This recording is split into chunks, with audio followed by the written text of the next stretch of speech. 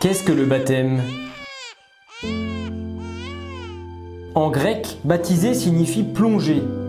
Le baptême nous plonge dans la mort et la résurrection de Jésus. Il nous fait renaître comme des personnes nouvelles.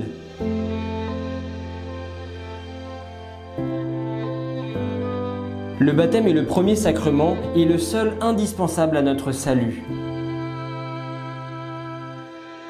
Jésus lui-même l'a ordonné.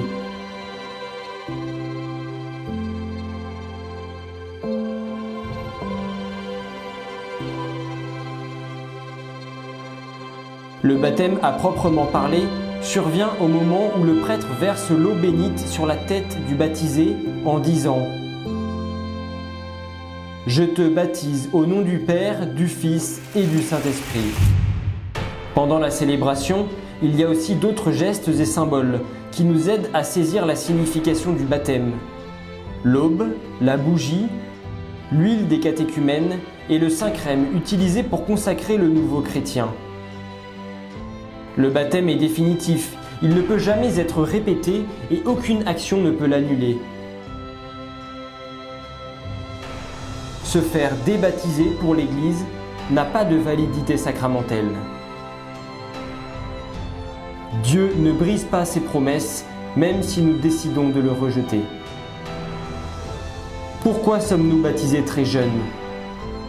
C'est une tradition qui remonte aux premiers chrétiens. Les bébés sont baptisés dans la foi de l'Église.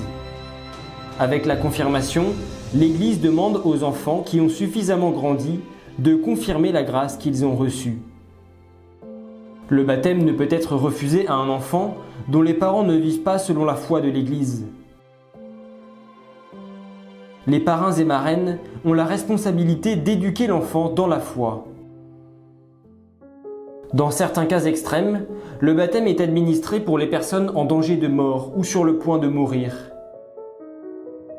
Dans ces seuls cas, l'Église permet à n'importe qui d'administrer le sacrement, même un non-croyant, tant que cette personne a une bonne intention, c'est-à-dire le désir de faire ce que l'Église fait quand elle baptise. Celui qui se trouve dans cette situation doit verser l'eau, jamais un autre liquide, sur la tête de la personne en train de se faire baptiser et prononcer les mots exacts de la formule baptismale. Même les bébés avortés, s'ils sortent vivants du ventre de leur mère, peuvent être baptisés.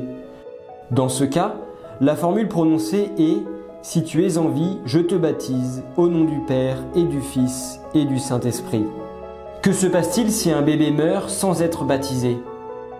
La grâce de Dieu peut le sauver par des voies invisibles pour les hommes, comme avec les saints innocents. Il y a des exceptions. Quand une personne qui n'a pas encore été baptisée souffre et meurt pour le Christ, on parle de baptême de sang. Quand une personne est poussée par l'Esprit Saint à croire en Dieu et à se repentir de ses péchés ou à demander le baptême, mais qu'elle meurt avant de le recevoir, on parle de baptême de désir. L'Église catholique reconnaît la validité du baptême reçu dans certaines autres églises chrétiennes. Cependant, le baptême des Mormons ou des témoins de Jéhovah par exemple n'est pas valide.